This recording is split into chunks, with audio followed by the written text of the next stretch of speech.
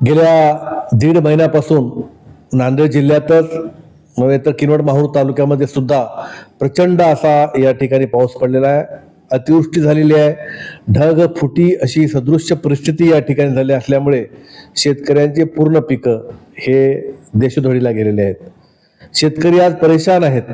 त्यांच्या डोळ्यातला आसू या ठिकाणी पाहू शकत नाही.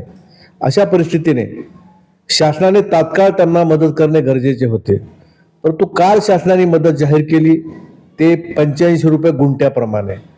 ही बिलकुल 85 रुपये गुंठ्याप्रमाणेची मदत ही शासनाचं निषेधार्ह मदत आहे.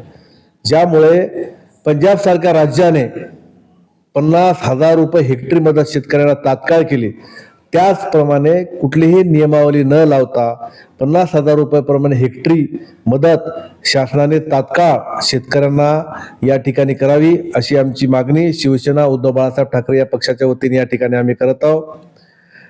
त्याचप्रमाणे महायुतीच्या सरकारने सत्तेवर येण्यापूर्वी शेतकऱ्याचा 7/12 हा कोरा करतो म्हणून आश्वासन दिलं होतं. प्रथमतः मदत करावी, त्यानंतर तात्काळ शेतकऱ्यांचा 7/12 कोरा करण्याची पावले या ठिकाणी उचलावी. अन्यथा शिवसेनेला या ठिकाणी शेतकरी बांधवांसाठी रस्त्यावर उतरावं लागेल असे या ठिकाणी मी आवाहन